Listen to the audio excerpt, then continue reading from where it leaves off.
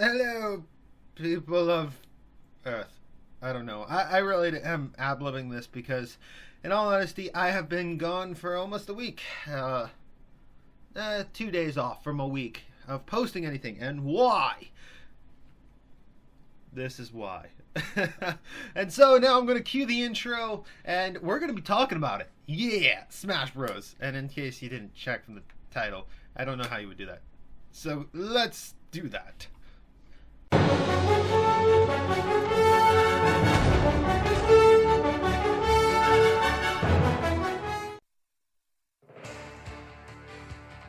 Alright, now that intro is over and the spoiler warning has been displayed, I'm going to start by saying I'm going to be talking about unlockable characters.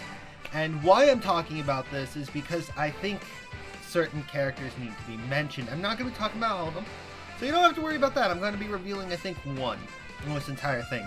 Two, actually, because I need to talk about my least favorite. Alright, so how is Smash Bros. On the 3DS? It is incredible, and in the words of Gamer Guts, it's amazing. In fact, here's the audio clip. Do you expect any... Oh. Okay. Do you expect any better impressions from me? Just repeat what you said. All I need is that It little is fucking amazing as always! Alright, now how do I shut it off? That was her talking about the demo, by the way, not the full game. She currently doesn't have it. But we will fix that eventually when I have money. But, so, the game is good. It plays well. How well does it play? Incredibly, actually. I've played a variety of online and local matches, and it works really, really well. Surprisingly, there's some odd latency in the local matches sometimes, and I don't understand what causes it, because it's not even in high action points. Just randomly pops up. It might be something that Nintendo can patch later, or it might be something that the new DS needs. Who knows? But the multiplayer works really, really well, as Smash Bros. Should. I took it to my college yesterday, and holy crap. There was a table over here with Smash Bros. There was a whole room dedicated to Smash Bros. Not just like 4 players, like literally 16 people in one room playing Smash Bros. I went to class and there were people playing Smash Bros. Not even joking. All of the Smash Bros. Everywhere. And because I am competitive, we were comparing stats. And so far, I have played the most single player out of everyone. I had the most trophies and special moves unlocked. Now, unlike Brawl, this Smash Bros. Feels fast. And unlike Melee, this Smash Bros. Feels balanced. And so it kind of fits between the two. Now, Brawl was completely unbalanced as well, but Melee had some really bad balancing issues. And this game actually has full balance and all that speed. And so it feels like the best of both worlds, but takes it to a whole new level. Now, there is another feature that Sakurai threw in, which allows you to customize the movesets of your character. This is cool, because now you can change it so that you have total customization over all of the specials. So if you have something like the really, really crappy Mario Flood, you can change it. Now, I haven't actually unlocked any of Mario's down Bs, so I don't know what it changes to, but I do know it's changed. Changeable. Link and Young Link, all of them, they all have this. So that's out of the way. Let's talk about stages. They brought back a bunch of old and some really creative new. They actually have a stage that looks like a Game Boy. So it's a screen within a screen that's green, and it's the old Kirby game, the original Kirby game. And I was amazed by this at first, but then someone pointed out something that's actually a pretty good point. You already have a small screen, why make a stage that makes the screen smaller? I like it, he didn't like it so much. Oh well, but that's how it is. There are some stages that I do consider a little unbalanced, like Mega Man stage. I love having the Yellow Devil to destroy, but I think it should have been a little bit bigger if you were going to make that a big part of it. There's this really cool F-Zero stage that's based off of the Game Boy Advance game. Not even joking. And it looks all retro and flat, and it's so awesome. It really is. But there's just so much there. Sonic has his old stage from Brawl.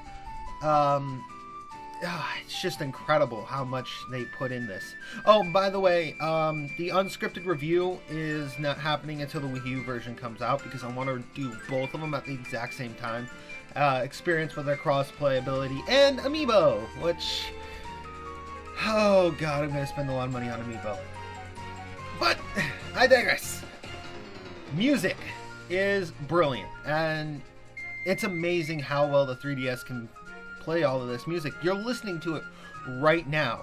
This is from the 3DS to my sound card, nothing else. Oh, there's a splitter so that I can listen to it at the same time because I love it.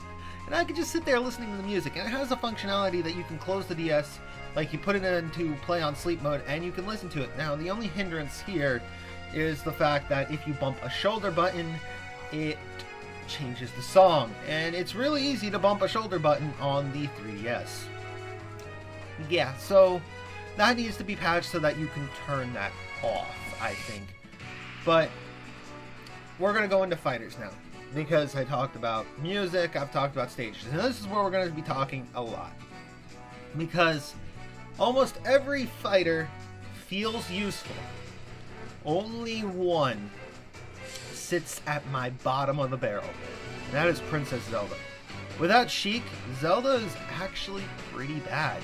Her lack of speed and lack of close range capabilities does make her vulnerable to just about every other fighter. Yeah, that's not an exaggeration, it really is how it is. Especially because Palutena has the same speed weakness, but still has good close range combat, where Zelda doesn't have any close range combat capabilities. And it's kind of funny because Zelda used to be a top tier character because of Sheik, and Sheik's ability to power up your damage, and then Zelda switches and then does a hard hit. And now that they're two separate characters, Sheik is good, Zelda's not so good. Unfortunate, I think. But, so that's the one character I think is pretty bad. Ganondorf, slightly better than he was before, just still a little too slow, in my opinion. I think he should be a little bit faster, or at least stronger, because his attacks take way too long to really get going. Mii fighters are not all broken, as some people have stated. Sword fighters and gunners are perfectly good and strategic. The fighter is not. Why? Because you can get the power of Little Mac with none of the drawbacks. And that's a bad thing, because Little Mac is really, really strong on the ground. I would not go up against a Little Mac person who can main Little Mac on the ground. I would have to knock them into the air, because Little Mac's power is pretty much non-existent in the air. It's got a really bad recovery, but if you can fight a Little Mac on the ground, that takes a lot of skill, because they are fast, they are strong. The Mii fighter can do that. All of that, and none of the drawbacks. So that's why the fighting class is actually the most broken out of all of them. Sword fighter, you can fight either like a Zelda, or specifically Link, Meta Knight, and the Fire Emblem characters, which is going to go into a tangent about Fire Emblem characters, because I do like one of them. Actually, I liked Ike before, and I still kind of like him, but he's been overshadowed by someone. Lucina. And now, this is the first time I'm talking about a unlockable character. Now, she was revealed, though, so she wasn't a hidden character. Oh, wait, actually, I don't think I'm talking about any hidden characters. Oh, well, but Lucina's an unlockable character, and she is the daughter of Chrom in Fire Emblem Awakening. And if you're a girl, it will be your and Chrom's daughter, but if you're a guy, you can marry her off, which is kind of weird and messing with the space-time continuum in weird ways. But, so Lucina is essentially this character that's royalty and a descendant of Marth. Interestingly enough, she disguised herself as Marth when first introducing herself to her father to avoid breaking the space-time continuum. She somehow revealed... I remember her revealing herself. I don't quite remember how, but she revealed herself, and wouldn't that screw everything up? Nope. In fact, she still is conceived and born and there's a lot of time travel involved in that game. She is better than Marth. Why? Because her Falcon Blade is better than Marth's sword. Marth's sword's tip is the most dangerous point. Lucina's Falcon Blade is all damage, that whole blade. So that means she is capable of hitting you wherever, how close she needs to be, and doing a good amount of damage. She has pretty much all of his moves, including his smash move, which we've seen cloney, and it pretty much is. I just like her better, in all honesty. I like how she moves, I like all of that damage, and I feel like tipping isn't really as overpowered, especially with Lucina, who is capable of countering the tipping. And so there's that. Another really cool character is Lucario, who actually gets stronger the more damage he receives.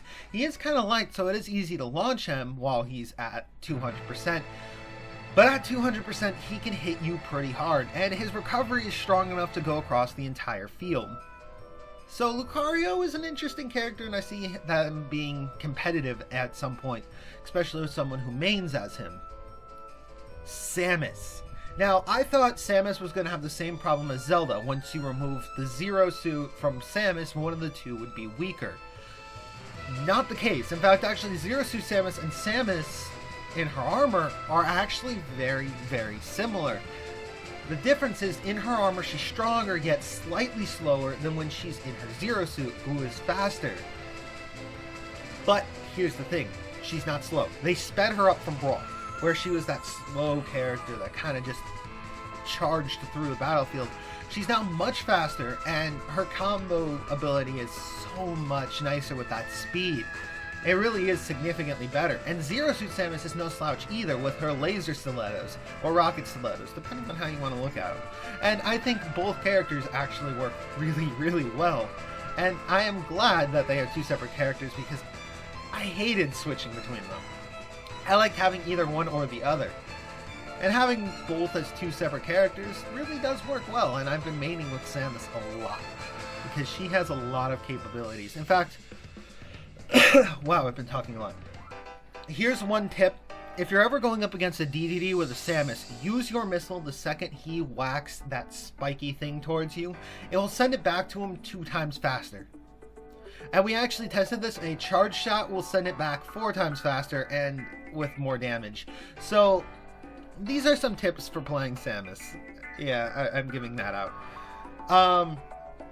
Now I am going to talk about an interesting detail. Fox. You've known him from Star Fox, and you've seen him in Smash Bros. For a very long time. He's been here since Melee, I think. He might have been there in the original. I'll have to double check.